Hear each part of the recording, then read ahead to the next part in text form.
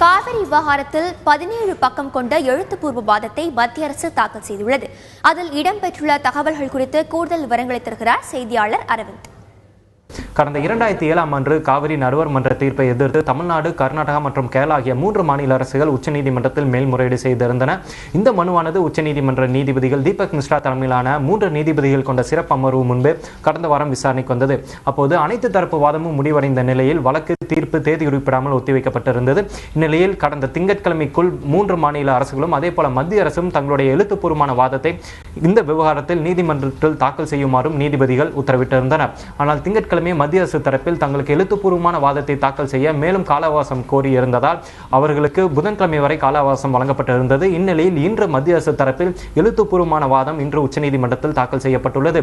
இந்த எழுத்துப்பூர்வமான வாதத்தில் தமிழ்நாடு, கர்நாடகா மற்றும் கேரளா ஆகிய 3 மாநில அரசுகள் காவிரி நடுவர் மன்ற தீர்ப்பை எதிர்த்து உச்சநீதிமன்றத்தில் மேல்முறையீடு செய்யப்பட்டுள்ளது. இந்த காவிரி நடுவர் மன்ற தீர்ப்பானது உச்சநீதிமன்ற தீர்ப்புக்கு சமமானது.